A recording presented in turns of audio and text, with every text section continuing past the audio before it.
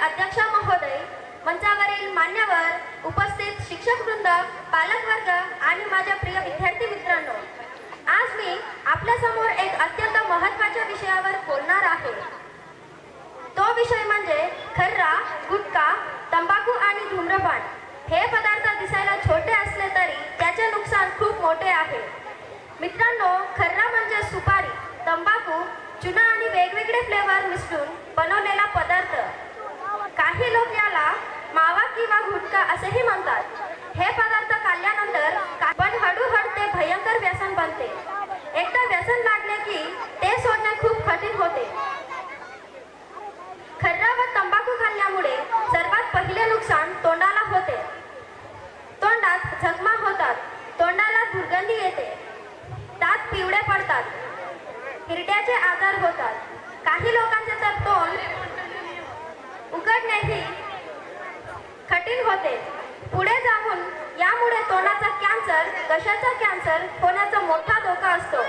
अनेक लोकांचे जीवन या व्यसनामुळे संपते। तंबाखूचे नुकसान फक्त तोंडापुरते मर्यादित नाही, यामुळे हृदयावर परिणाम होतो, रक्तदाब वाढते, पचनशक्ती कमी होते, सतत खोकला होतो आणि शरीर कमजोर होते।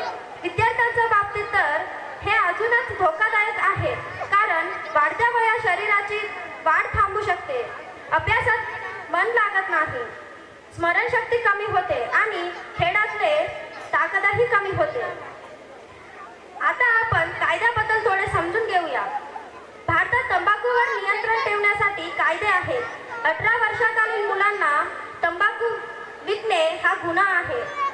तसेच शाळा व महाविद्यालयाच्या 100 मीटर परिसरात तंबाखू विक्री करणे कायद्याने बंद आहे। सार्वजनिक ठिकाणी सिगरेट, बीडी ओढणेही दंडनीय आहे। अनेक राज्यांमध्ये गुटखा आणि खर्राविषयी बंदीही आहे। तरीही जर कोणी विक्री करत असेल तर त्याच्यावर कारवाई होऊ शकते। म्हणून मी सर्व दुकानदारांना, पालकांना आणि गावातील सर्व नागरिकांना विनंती करते की लहान मुलांना खर्रा, तंबाखू देऊ नका।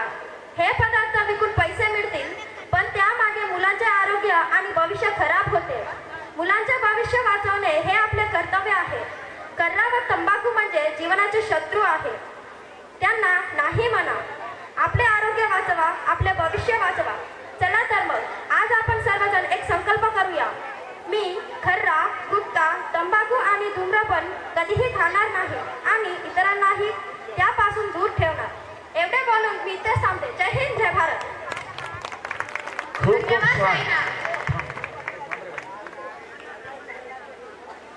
खूप छान।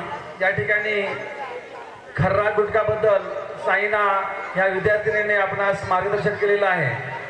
तर सर्व पालकांना तसेच गावकऱ्यांना माझी नम्र विनंती आहे की हे लहान मुलांना खर्रासाठी किंवा इतर कोणत्याही व्यसन लागणारे कोणतीही वस्तू त्यांच्या कडून मागवून घेऊ नका, दुकानात त्यांना पाठवू नका, हीच माझी नम्र विनंती आहे।